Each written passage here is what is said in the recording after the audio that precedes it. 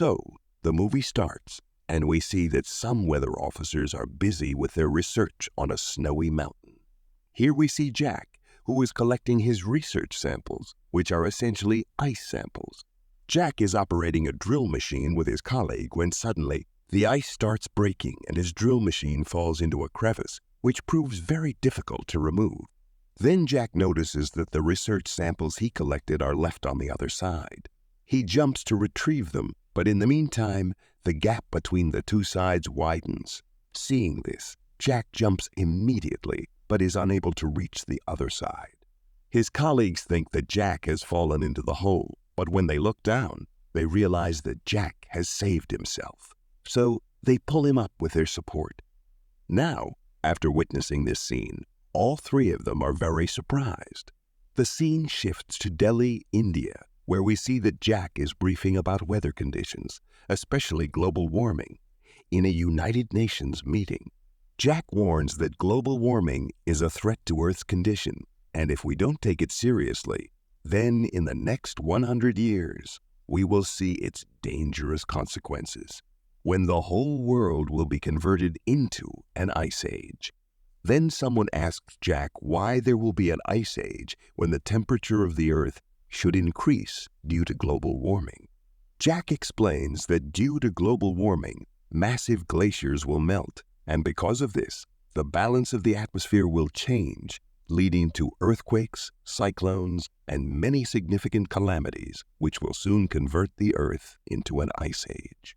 Now, the President of the United States rejects Jack's statement and doesn't take it seriously, leading many other countries to show no interest in Jack's research. However, in this conference, we see another researcher, Terry Rapson, who believes in Jack's words. He has been following Jack's research for a long time. No one believed what Jack said, but we see that it's already snowing in Delhi, and the climate conditions are not favorable. The scene returns to Terry Rapson, who reaches his research center in Scotland, where he has two other colleagues with him.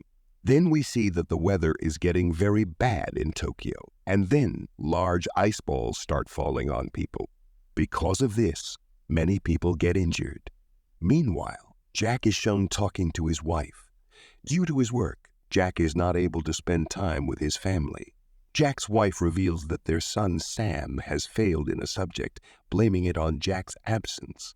Jack tries to explain, but then Lucy says that Sam has participated in a quiz competition, which will be in New York, urging Jack to at least drop him off at the airport.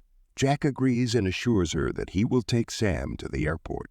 The next day, Jack meets his son, drops him at the airport, and goes back to his work. The scene shifts to a satellite where two scientists are observing Earth's atmosphere from space.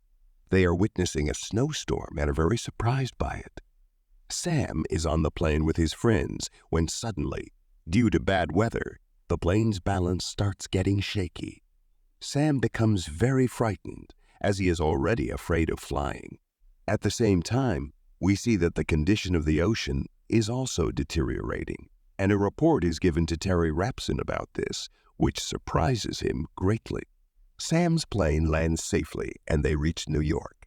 There, Sam notices many birds flying in the same direction, but doesn't think much about it.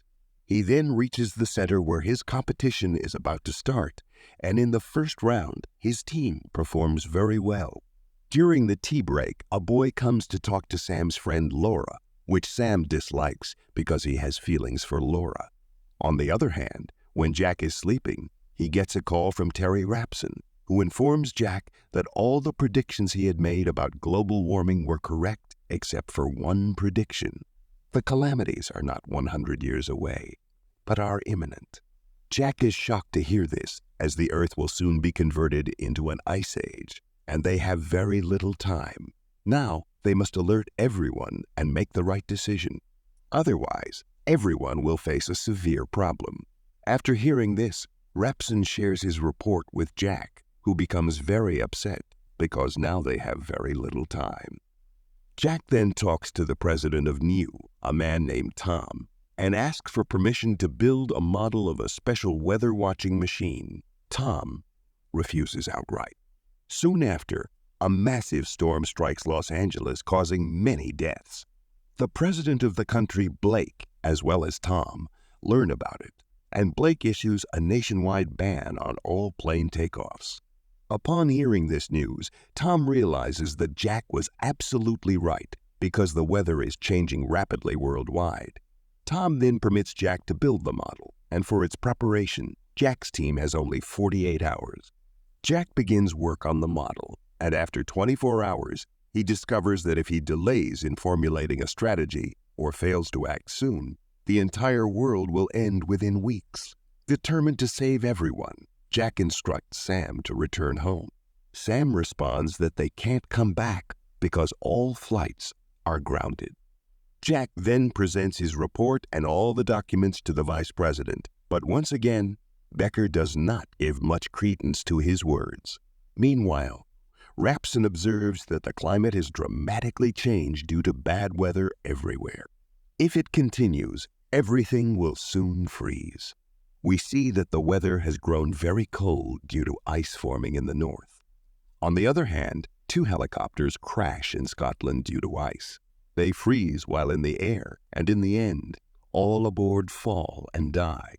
Jack receives the grim news of Scotland's bad weather and calls Rapson, urging him to evacuate quickly as a massive storm is approaching.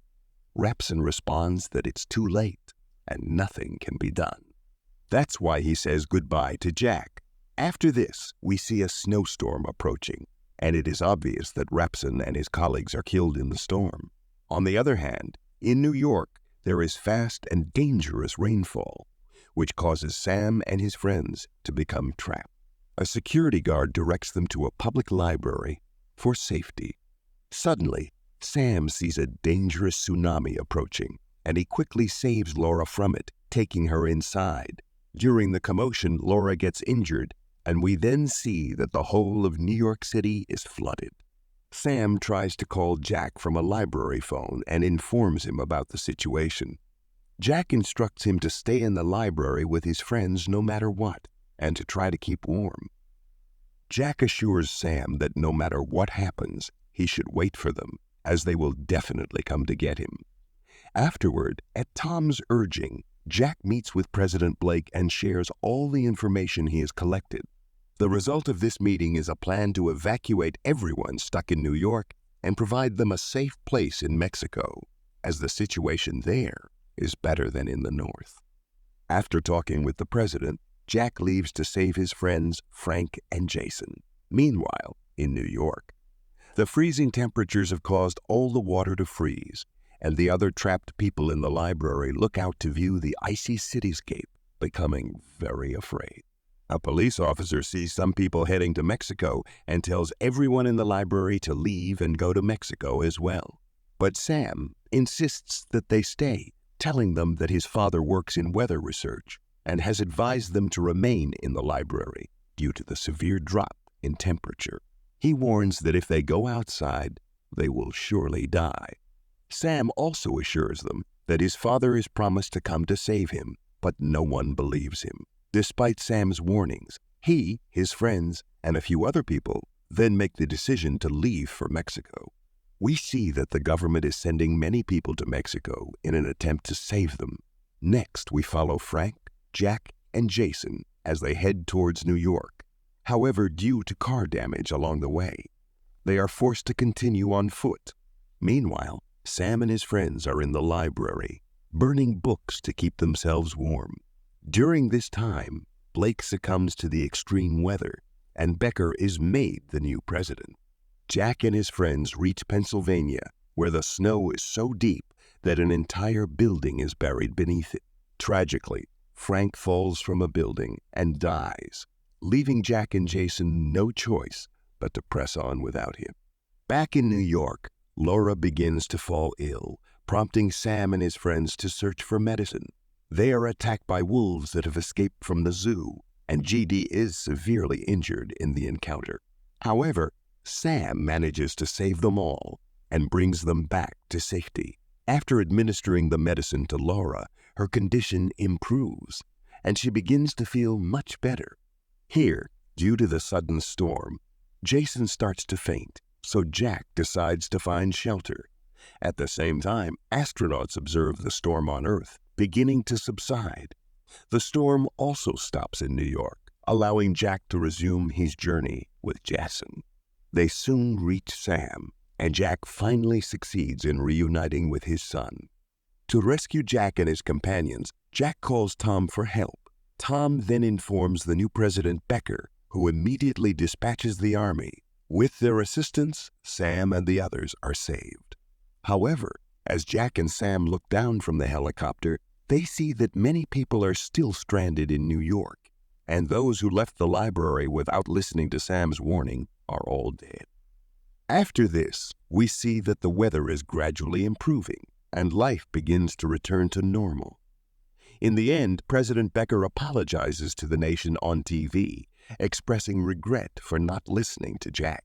He acknowledges that if he had heeded Jack's warnings, many lives could have been saved.